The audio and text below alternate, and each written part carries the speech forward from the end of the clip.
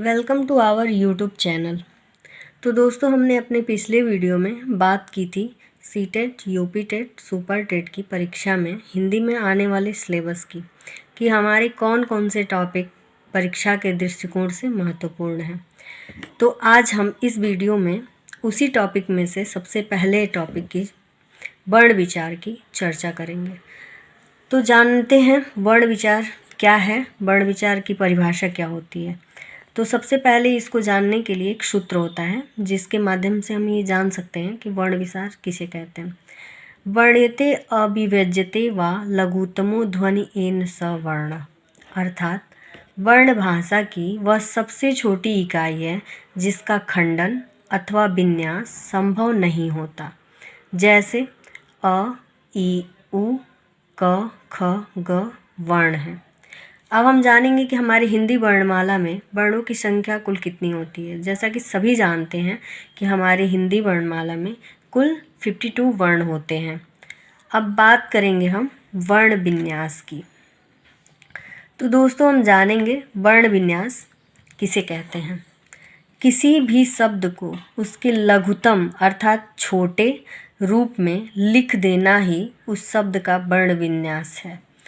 किसी शब्द का वर्ण विन्यास करने के लिए उसे सर्वप्रथम उसमें निहित ध्वनियों में तोड़ देते हैं, तत्पश्चात उन ध्वनियों का वर्ण विन्यास करते हैं। अब हम जानेंगे ध्वनियों का वर्ण विन्यास कैसे किया जाता है। तो ध्वनियों का वर्ण विन्यास करने के लिए हमें निम्नलिखित बातों पर ध्यान देनी चाहिए। पहला है, यदि उस ध्वनि पर मात्रा है तो उस ध्वनि पर हलंत लगाकर उसके बाद वो मात्रा स्वर के रूप में लिख देते हैं। उसके बाद यदि उस ध्वनि पर कोई मात्रा नहीं है तो उस ध्वनि पर हलंत लगाकर उसके बाद अ लिख देते हैं। जैसे हम समझते हैं, पहला हमारा एग्जाम्पल है राम। तो राम है तो उसे हम कैसे लिखेंगे, उसका ध्वनि वर्ण विन्यास कैसे करेंगे। तो र पे हलंत लग जाएगा, प्लस आ प्लस म पे हलंत प्लस अ, अर्थात राम। फिर विद्यार्थी, ब उस पे हलंत होगा, फिर ई, फिर द रहेगा जिस पे हलंत होगा, प्लस य रहेगा हलंत, प्लस आ, प्लस र पे हलंत, प्लस थ पे हलंत, प्लस ई, ये सारे मिला करके विद्यार्थी हो जाएंगे। नेक्स्ट हमारा एग्जाम्पल है युधिष्ठिर। युधिष्ठिर को हम य जिस पे हलंत रहेगा, प्लस उ, प्लस ध पे हलंत, प्लस ई, प्लस स, प्लस ठ, प्लस ई, प्लस र, प्लस अ, ये सारे मिला करके युधिष्ठिर हो जाएंगे। तो दोस्तों, अब हमारा नेक्स्ट टॉपिक है वर्ण के प्रकार। तो वर्ण के कितने प्रकार होते हैं। वर्ण के 2 प्रकार होते हैं। पहला हो जाएगा स्वर वर्ण और दूसरा हो जाएगा व्यंजन वर्ण। तो दोस्तों, हम जानते हैं कि स्वर वर्ण किसे कहते हैं। इसका सबसे आसान याद करने का सूत्र होता है स्वयं राजन्ते इति स्वर, अर्थात स्वतंत्र ध्वनियों को स्वर कहा जाता है। हिंदी वर्णमाला में स्वरों की कुल संख्या 11 होती है। अब हम बात करेंगे स्वर वर्ण के भेद की।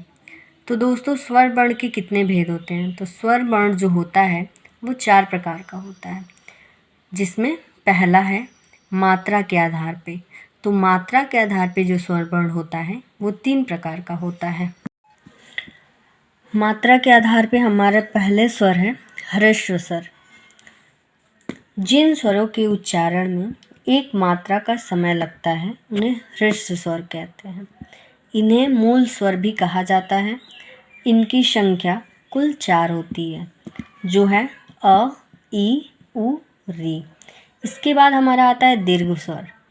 जिन स्वरों के उच्चारण में 2 मात्रा का समय लगता है उन्हें दीर्घ स्वर कहते हैं।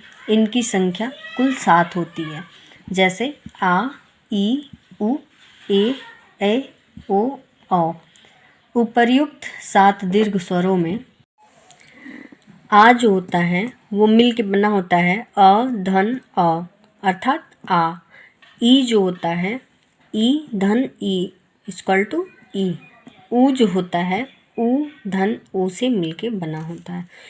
इन तीनों को हम सजातीय स्वर अर्थात सम स्वर भी कहते हैं। उसके बाद से हमारा आता है ए ओ औ। ए जो होता है अ धन ई से मिलके बना होता है। ए जो होता है अ धन ए से मिलके बना होता है। ओ जो होता है अ धन ऊ से मिलके बना होता है। औ होता है अ धन ओ से मिलके बना होता है। इन चारों को हम संयुक्त स्वर भी कहते हैं, विजातीय स्वर भी कहते हैं और विषम स्वर भी कहते हैं।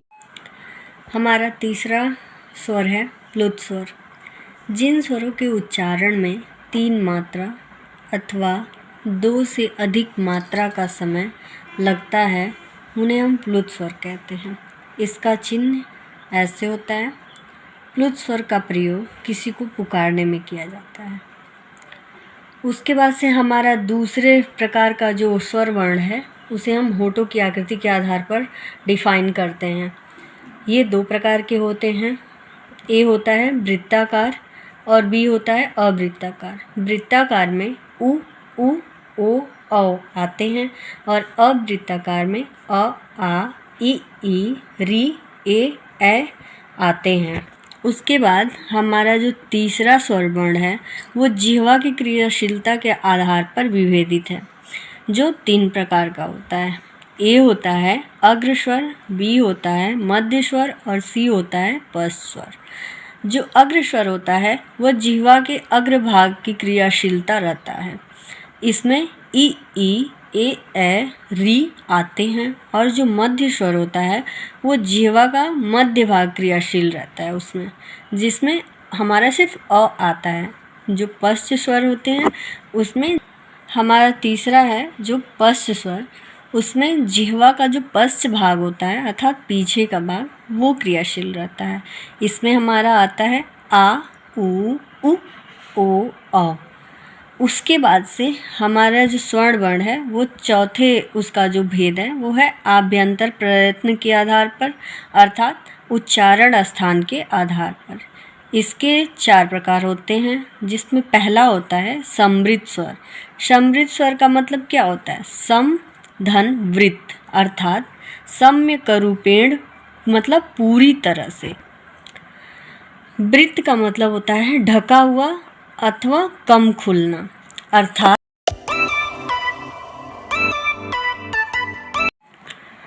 जिन स्वरों का उच्चारण करते समय मुख कम खुलता है उन्हें समृद्ध स्वर कहा जाता है। इसमें ई, उ, री आते हैं। उसके बाद से इसमें हमारा आता है अर्ध समृद्ध स्वर।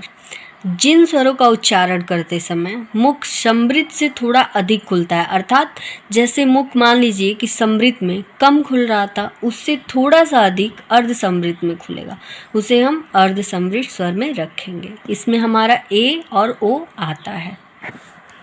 इसके बाद से हमारा आता है तीसरा पार्ट अर्ध विवृत स्वर।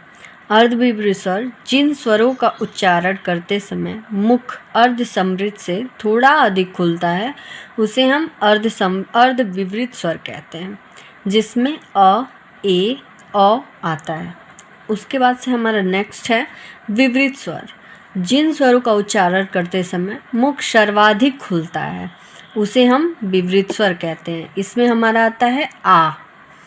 इसके बाद से इसमें हमारे मूल स्वर और मूल वर्ण आते हैं। तो जानते हैं मूल स्वर कितने होते हैं और मूल वर्ण कितने होते हैं। तो हमारी हिंदी में मूल स्वरों की संख्या कुल 4 होती है और मूल वर्णों की संख्या कुल 44 होती है। इसके बाद से हम अब पढ़ेंगे व्यंजन वर्ण के बारे में। और दोस्तों, अगर हमारी वीडियो अच्छी लगे तो उसे लाइक, शेयर, सब्सक्राइब और कमेंट करना ना भूलें। Thank you.